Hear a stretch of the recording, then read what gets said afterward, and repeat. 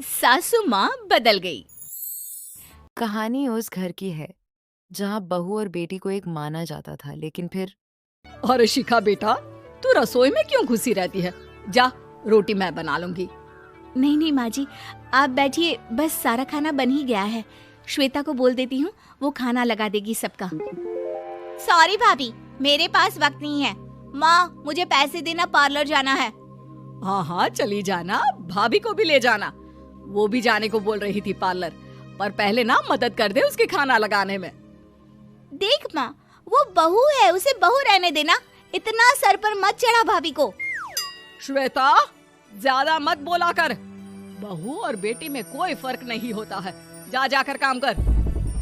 ननद को माँ का भाभी से इस तरह प्यार करना बिल्कुल भी अच्छा नहीं लगता। वो बार बार किसी न किसी तरह माँ को भड़काती रहती, लेकिन कोई फायदा ना होता। फिर एक रोज। दिन अरे बेटे किशन, जा, बहू को कहीं घुमा कर ला। सारा दिन घर में काम करती रहती है। हाँ हाँ माँ, हम लोग जा रहे हैं ना गोवा। अच्छा जी, भाभी ने तो हमें बताया भी नहीं। वैसे तो सारी पंचायत करती है, ये गोवा वाली बात क्यों छुपा गई हमसे? अरे क्योंकि उसे खुद नहीं पता था बहन। मुझे टिकट सस्ती मिल रही थी तो मैंने बुक कर दिया। हाँ शिखा, पैकिंग कर ले, संडे हम जा रहे हैं गोवा। दोपहर में शिखा पैकिंग कर रही थी कि सास आ जाती है। ये क्या बहू, साड़ियाँ? अरे गोवा जा रही है घूमने या फिर शादी में मायके हैं? माँ जी, ऐसा कुछ है ही नहीं, समझ में नहीं आ रहा क्या रखूं कपड़े में। अरे तेरी और श्वेता की साइज तो एक ही है। उसके कुछ मॉडर्न कपड़े ले ले, आकर लौटा देना। हाँ माँ जी, ये ठीक रहेगा। शिखा श्वेता के पास जाती है और उससे कपड़े मांगती है। ना, मैं अपने कपड़े ना दूं, वैसे भी फैल जाएंगे मेरे कपड़े, बहुत महंगे वाले हैं। शिखा मुंह लटकाकर कमरे में आ जाती है और सास कहती है, तैयार हो जा, तुझे मैं शॉपिंग करा कर लाती हूँ गोवा की। बस फिर क्या था, सास बहू निकल जाते हैं मार्केट और एक से बढ़कर एक ड्रेस खरीद कर लाते हैं।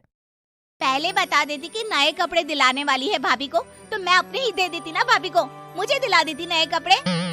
देख श्वेता, परिवार का मतलब सबके साथ रहना होता है, ना कि सिर्फ अपना सोचना। वैसे भी तुझे अच्छे संस्कार सीखने चाहिए। और रही बात कपड़ों की, तो शिखा, आज से घर पर भी तू मॉडर्न कपड़े ही पहनेगी। कोई जरूरत नहीं है ये साड़ी वाड़ी लपेटने की। अब क्या था, घर पर शिखा और श्वेता एक जैसे रहते थे। घर पर एक दिन पड़ोसन आती है। अरे बेटा, अपनी माँ को तो बुलाना जरा, बात करनी है। शिखा सास को बताती है और रसोई में चली जाती है। आपकी बेटी बहुत बड़ी हो गई है, इसके लिए एक रिश्ता है, कहो तो बता दूं। ये बेटी नहीं बहू है, घर में सब एक जैसा ही रहता है। वैसे मेरी बेटी भी बड़ी हो गई है, कोई रिश्ता हो तो जरूर बताना। पड़ोसन रिश्ता लेकर उनके घर आती है। तब श्वेता की होने वाली सास कहती है, तो ये घर है, कितने मंजिल का है? और ये बहू ने आपकी क्या पहन रखा है, जीन्स टॉप? अरे भाई, साड़ी वाड़ी नहीं है क्या इसके पास? देखिए, सर्दी है तो साड़ी में बहू कैसे मैनेज करती, वैसे पहनती है साड़ी भी। देखिए, हम लोग ठहरे पैसे वाले लोग, कोई कमी नहीं है हम लोगों के पास पैसों की, बहुत पैसे हैं, जमीन, नौकर चाकर, कार, सब कुछ है।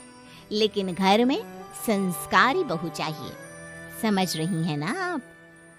सास कुछ कहती है कि तब तक श्वेता बोल पड़ती है, हाय रे, नौकर चाकर से लेकर जमीन, कार, पैसा, हाँ हाँ, मुझे रिश्ता मंजूर है, मंजूर है मुझे। अरे रुक जा श्वेता, मैं बात कर रही हूँ ना। देखिए, हम लोगों के घर इतनी आजादी नहीं मिलेगी। अरे हाँ कर देना माँ, हाँ कर दे जल्दी से। माँ क्या करती, बेटी की शादी ऐसे घर में कर देती है जहां ना उनके विचार मिलते हैं और ना ही आचार। शादी के बाद एक दिन फोन पर, श्वेता बेटा, एक बार घर आ जा, बहुत दिल करता है तुझे देखने का। माँ, वो घर पर बहुत काम होता है, कैसे आऊँ? बड़ा घर है, लेकिन आने जाने वालों की लाइन ही लगी रहती है। बेटा, मैं तो जानती थी उस घर का हाल, लेकिन तू ही नहीं मान रही थी। माँ देख, हर घर का यही हाल है। तेरी बेटी को यहाँ घूंघट हटाने की परमिशन नहीं है और एक तरफ भाभी स्कर्ट पहनकर घूम रही है। बेटा मुझे क्या पता था कि मेरी बेटी को ससुराल के नाम पर पिंजरा मिल जाएगा। अच्छा माँ, फोन रखती हूँ, सास को गर्मा गर्म रोटी खिलानी है।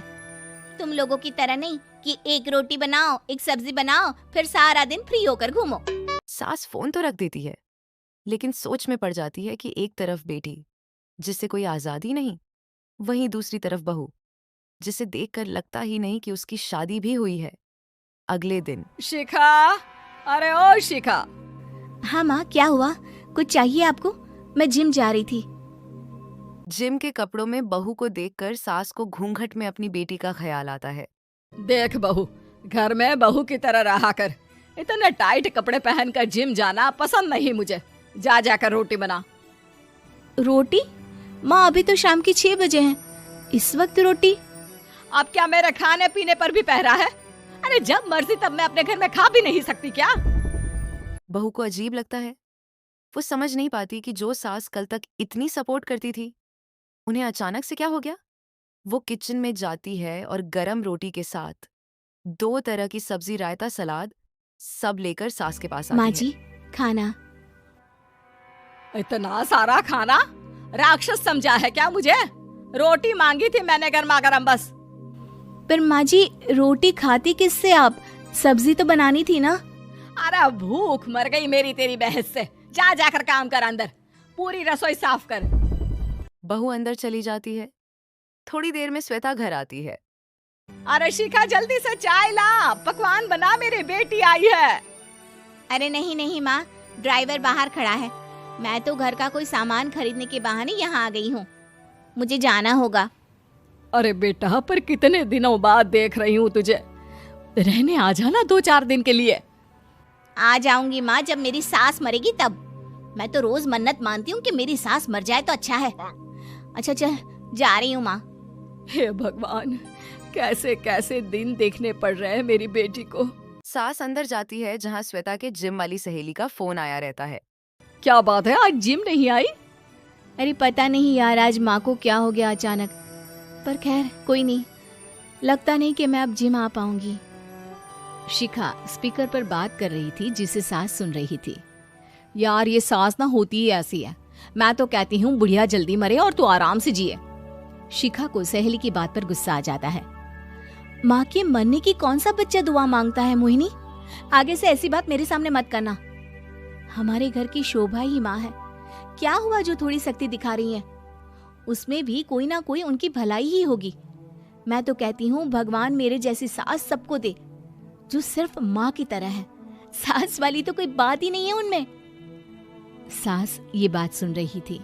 उनकी आंख में आंसू आ जाते हैं कि क्यों वो बेटी की किस्मत में बहू को भी भागीदार बना रही थी।